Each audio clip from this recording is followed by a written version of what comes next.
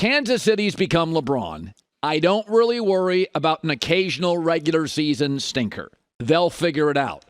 Kansas City last year lost to the Colts early in the season, had a special teams meltdown. The Texans were awful and took them to overtime. This week you had the Travis Kelce, Taylor Swift relationship stuff all over the papers, all over the distractions. Listen, the Jets, I know you're feeling great today. You lost. You weren't remotely ready to play. You trailed 17-0 at home. Zach Wilson still had the key turnover, a fumble late in the game. And when the Jets defense, that great defense, had to make a stop, Mahomes toyed with it. 15 plays, 7 minutes, 24 seconds, and then to add insult to injury, he slides right before the goal line. He completely, absolutely got what he wanted. There's a reason Aaron Rodgers is in the building. The franchise moved off Zach. He's not the guy. So moral victories don't work for me. When you needed him to make a play, he fumbled. When you needed your Jets defense to make plays, Mahomes manipulated you for 7 minutes and 24 seconds. Buffalo's 3-1, they're better. Miami's 3-1, they're better. New England already beat you, and now you got to go play Miami twice, at Buffalo, at New England, Chargers, Cleveland on the schedule, Philadelphia too. Last night was a game there for the taking, and you didn't take it. Ask yourself this, when it comes to movies, if it has a great beginning and a great end, it's almost always a great movie, right? Kansas City, 17-0 lead, sealed it with a long drive. That's a good movie.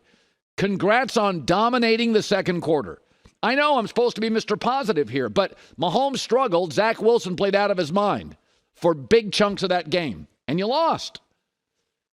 In the beginning, Kansas City had a better game plan, better efficiency, jumped out to a huge lead, scuffled in the second quarter, a little bit in the third, but when it mattered, Mahomes, again, big drive. So you can see it two ways. I see it this way. A great franchise had an off night and still figured out how to have a great ending and win the game, get on a flight home. And a bad franchise with a quarterback they've already bailed on, let's be honest, they bailed on him, that's why Aaron's in town, outplayed for big chunks of the game in the middle, the Chiefs, but when it mattered, they fumbled and couldn't make a stop. So I understand that everybody's taking these positives away. But in the end, what do you have this morning? Another loss?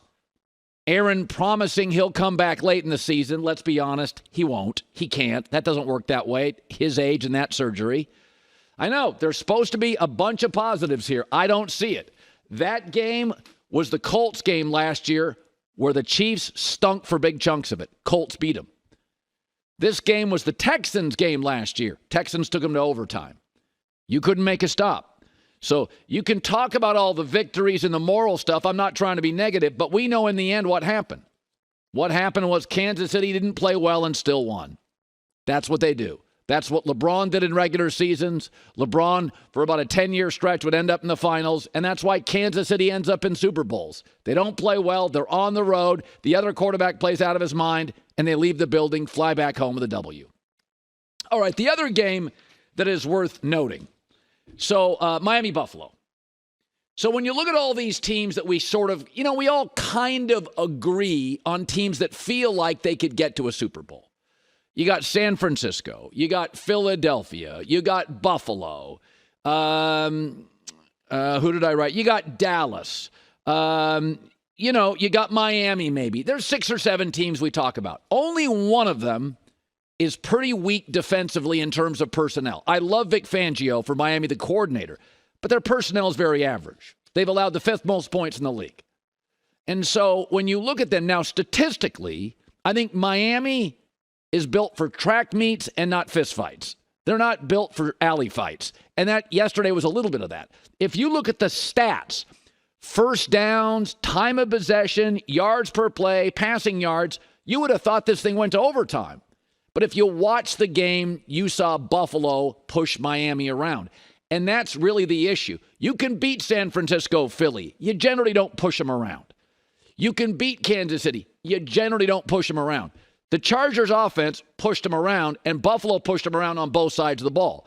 And so Josh Allen in the red zone against Miami, it looks like varsity against JV. Miami doesn't have the dudes. They, in the last 12 games against Josh Allen, they're 10-2. His passer rating's about 110. And in the red zone, it becomes so obvious they don't have the personnel to stop Josh Allen. He's just better than all their athletes. He's just better than everybody they have on the defensive side, with or without Vic Fangio. And here's the thing. I love Miami still. Best watch in the league, arguably. They're a very strong offensive team. But this happens in September and early October. The weather's good. Remember, you scheme up your plays in the offseason. Andy Reid's one of the best September coaches of all time. You catch people off guard. You also, defenses don't tackle particularly well in September because now starters don't play in the preseason. You also, in the summer, you get quarterbacks, tight ends, wide receivers, running backs all playing together. Right? You don't have defensive guys that go meet in California and Arizona and stand around. So offenses generally have an advantage over defenses early in the season. Then the defense gets some film. They can exploit you. They find tendencies. The weather gets cool. And now, be honest, New England held Miami to 24 points and Buffalo held them to 20. So the two defensive coaches they've faced have pulled them back down to earth. Now, Miami's speed is so phenomenal, there's no question about this. They're going to make Denver's Swiss cheese defense look awful or the Chargers' poorly coached defense look bad. But against Belichick and Sean McDermott and a decent pass rush, and now you don't get everything you want, and that's in September. Try playing those guys when it's 13 degrees and windy. So I think when I look at the Miami Dolphins, they're going to go probably obliterate the New York Giants on a short week next week. You can bet that game right now. Miami's going to probably obliterate the Giants. But I think through 4 weeks, when you look at the Miami Dolphins, here's what we have. Wildly creative, brilliant offense, much more built for track meets than street fights.